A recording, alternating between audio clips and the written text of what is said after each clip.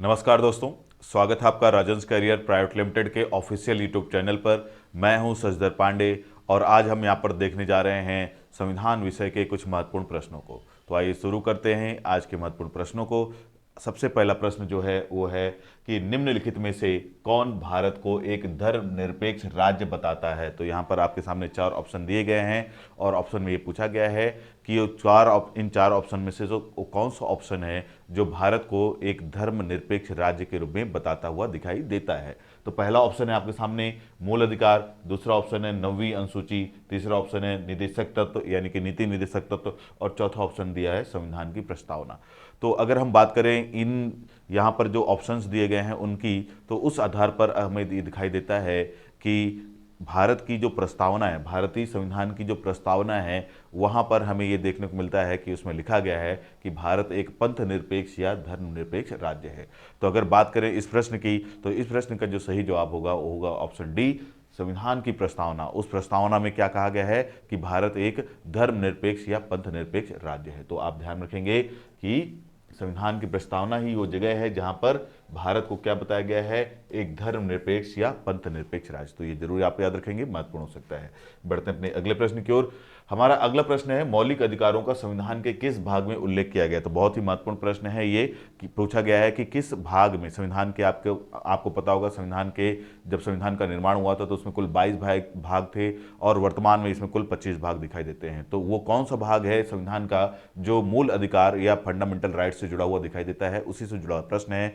चार ऑप्शन है, पहला ऑप्शन है द्वितीय, दूसरा ऑप्शन है तृतीय, तीसरा ऑप्शन है चतुर्थ और पांचवा ऑप्शन है पंचम। तो इन चार ऑप्शन में से वो कौन सा सही जवाब है जिसमें ये बताया गया है कि भारतीय संविधान में मौलिक अधिकार किस भाग में दिए गए हैं। तो भारतीय संविधान में जो मौलिक अधिकार हैं वो भाग 3 में वर्णित है। तो ध्यान रखेंगे कौन सा भाग, संविधान का भाग 3 अनुच्छेद 12 से लेकर के जो 35 तक का भाग है वो उसमें वर्णित है क्या, मौलिक अधिकार। तो बहुत ही महत्वपूर्ण प्रश्न है, अक्सर ये प्रश्न आता रहता है कि भारतीय संविधान का वो कौन सा भाग है जिसमें मौलिक अधिकारों का वर्णन किया गया है। तो वो भाग है आपका भाग 3।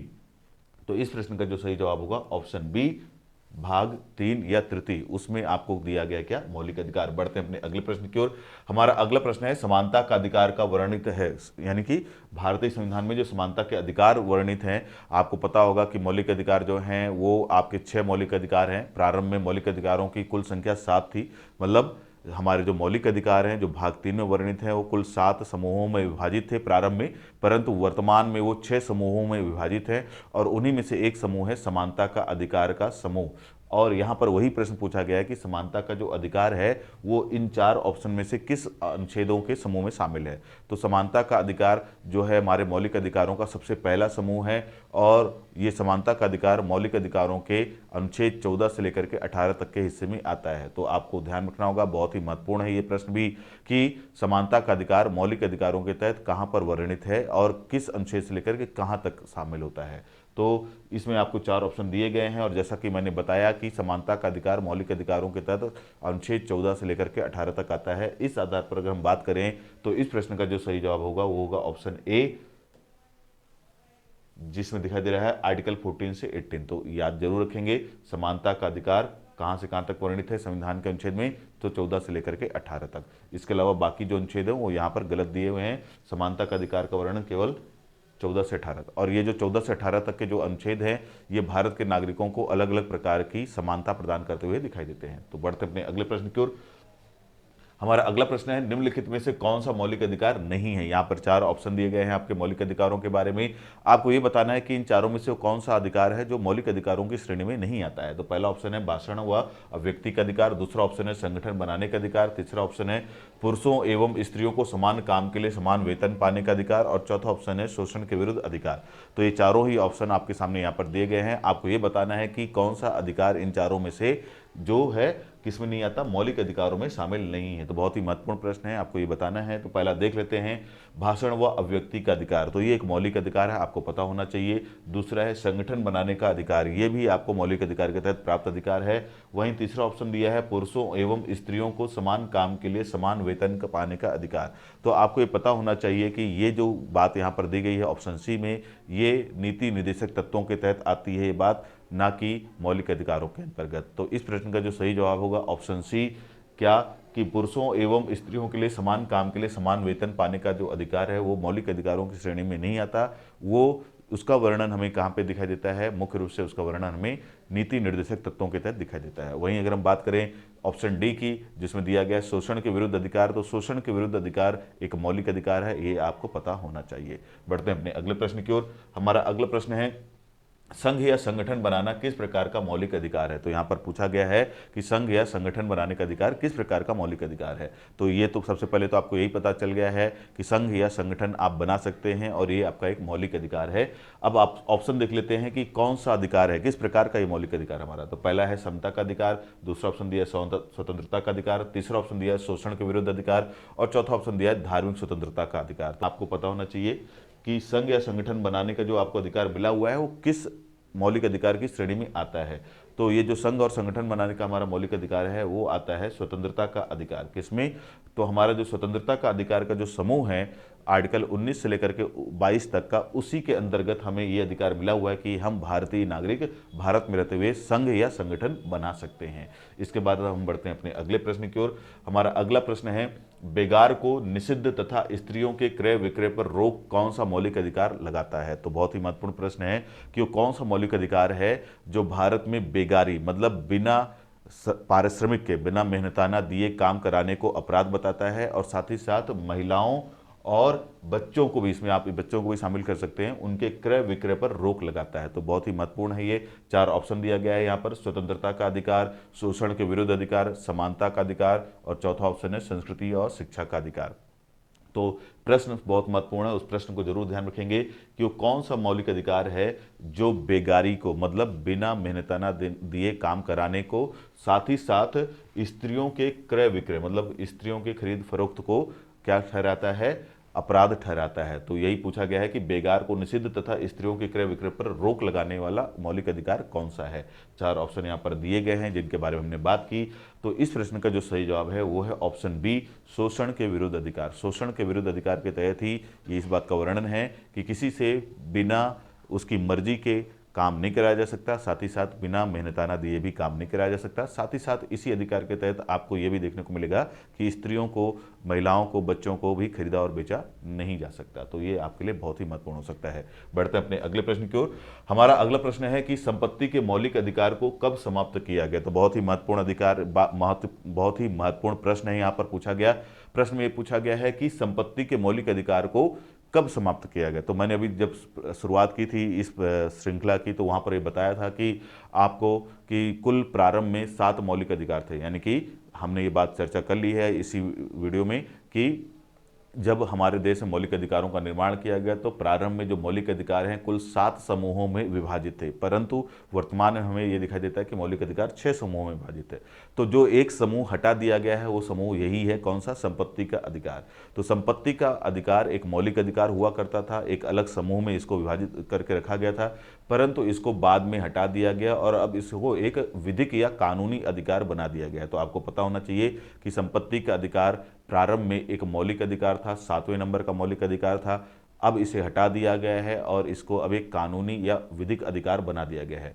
प्रश्न में ये पूछा गया है कि वो कौन सा वर्ष था और वो कौन सा संविधान संशोधन था जिसमें इस कार्य को किया गया। तो आपके सामने यहाँ पर 4 ऑप्शन दिए गए हैं। पहला ऑप्शन दिया गया है 1976 में 42वें संविधान संशोधन द्वारा, दूसरा ऑप्शन है 1978 में 44वें संविधान संशोधन द्वारा, तीसरा ऑप्शन है 1978 में 42वें संविधान संशोधन द्वारा और चौथा ऑप्शन दिया है 1973 में 44वें संविधान संशोधन के द्वारा।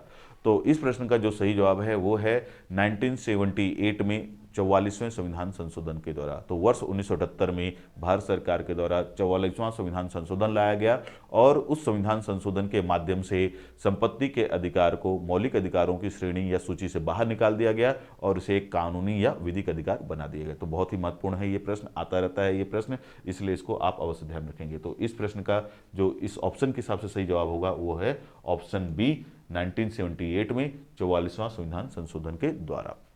बढ़ते हम अपने अगले प्रश्न की ओर। हमारा अगला प्रश्न है संविधान के अनुच्छेद 25 से लेकर के कहां तक का भाग धार्मिक स्वतंत्रता के अधिकार का वर्णन करता है। तो ये मौलिक अधिकारों की सूची या श्रेणी के तहत अगली श्रेणी की चर्चा की गई है यहाँ पर और पूछा गया है कि वो कौन सा नंबर है अनुच्छेद का या मौलिक अधिकारों के तहत जिसमें धार्मिक स्वतंत्रता का अधिकार दिया गया है।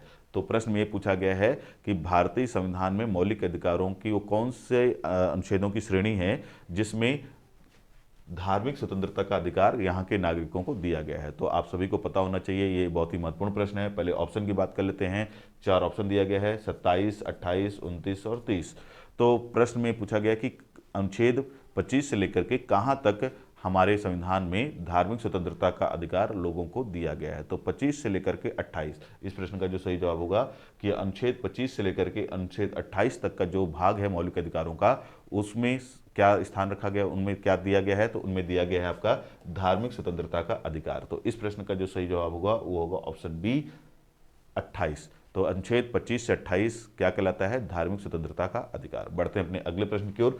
हमारा अगला प्रश्न है संवैधानिक उपचारों का अधिकार किस अनुच्छेद में वर्णित है। तो बहुत ही महत्वपूर्ण प्रश्न है, ये बहुत ही इंपॉर्टेंट प्रश्न है कि हमारे भारतीय संविधान में कौन सा वो अनुच्छेद है जिसे संवैधानिक उपचारों का अधिकार के तहत रखा जाता है।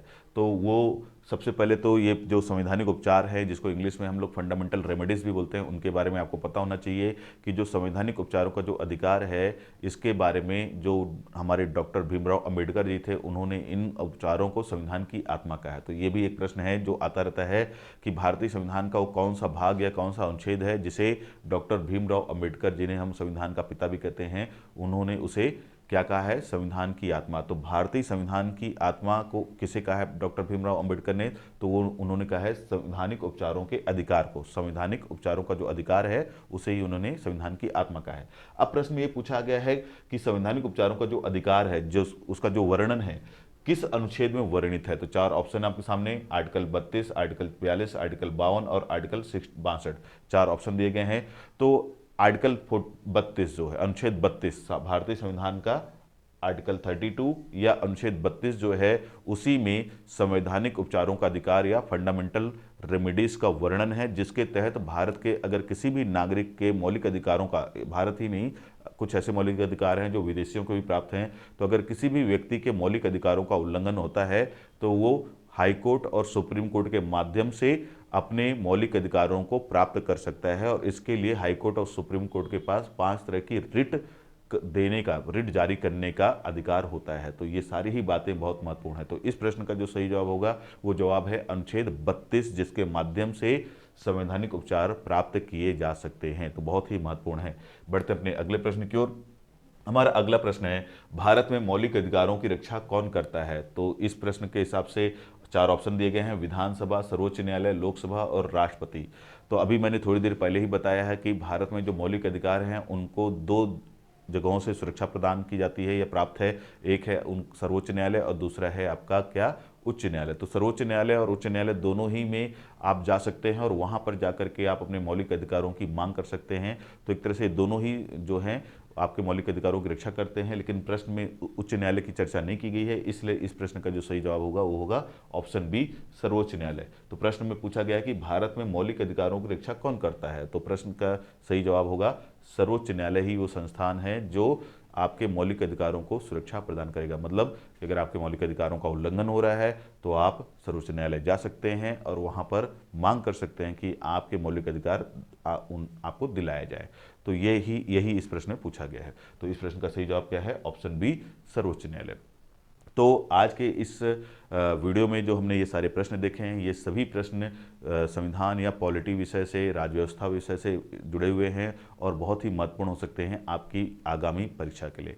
तो आज के इस वीडियो में केवल इतना ही। मिलते हैं अपने अगले वीडियो में, तब तक के लिए धन्यवाद।